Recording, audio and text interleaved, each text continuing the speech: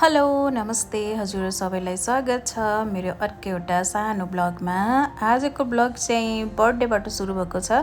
यो ब्लगमा चाहिँ बर्थडे छ अनि यो चाहिँ मेरो दिदी जसको घरमा हामी अस्ति नै गएको थियौँ अनि चटपटे खाएको भिडियो मैले हालेको थिएँ।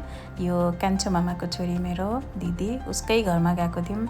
उसको चाहिँ बर्थडे परेको हुनाले हामीले चाहिँ हाम्रै घरमा बोलायौँ अनि केक कटिङ गऱ्यौँ। सबैले मेरो मम्मीहरू उसको फुपू पर्नुभयो, टिका लगाइदिनु भयो, रमाइलो भयो। अनि भोलिपल्ट चाहिँ यो पिङ्क कुर्ता सुरुवाल लगाउने मेरो अर्को मामाको छोरी, मेरो माइला मामाको छोरी, मेरो बहिनी पर्स्यो चाहिँ उसको बर्थडे पर्यो अघिल्लो पछिल्लो दिन। अनि त्यसपछि उसको बर्थडेको लागि हामी चाहिँ जाँदैछौँ छिन्चुको लप्पाक भन्ने ठाउँमा। अनि यो चाहिँ छिन्चुभन्दा अलिकति सुर्खेत जाने बाटोतिर छ अलिकति। त्यहाँ चाहिँ लप्पाक भनेर यो चाहिँ बनाछन् सानो सानो पार्क।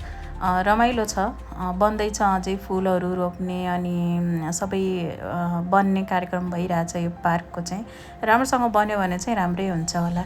अनि यहाँ चाहिँ हामी गइसकेपछि यो बस्ने ठाउँ थियो अलिकति सानो बनाएका छन् एक दुईवटा ठाउँमा। अनि त्यहाँ मजाले केक कटिङ गऱ्यौँ मजासँग अनि फोटो खिच्यौँ। अनि त्यसपछि अब हाम्रोतिर बर्थडेमा त अब ठुलोबडा सँगै भएपछि जहाँ पनि टिकाको व्यवस्था हुन्छ, टिका पनि सँगै लिएर गएको थियौँ। सबैजनाले टिका लगाइदिए, उसलाई आशीर्वाद दिए अनि मैले पनि टिका लगाइदिने अनि हामी सबैजनाले एकदम राम्रोसँग इन्जोय गऱ्यौँ मस्त। अनि यहाँ चाहिँ यो पिङ देखेर म चाहिँ आफ्नो मनलाई थाम्नै सकिनँ, म पनि पिङ खेल्न लाएँ। सबैले भिडियोहरू बनाए पिङ खेलेर।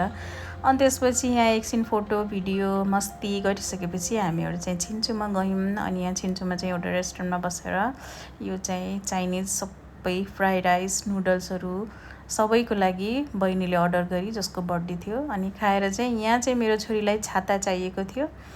धुपमा म एकदम गाली परेँ, मलाई छाता चाहियो भनेर जिद गरेर उसलाई चाहिँ छाता किनिदिएँ अनि घर आयौँ।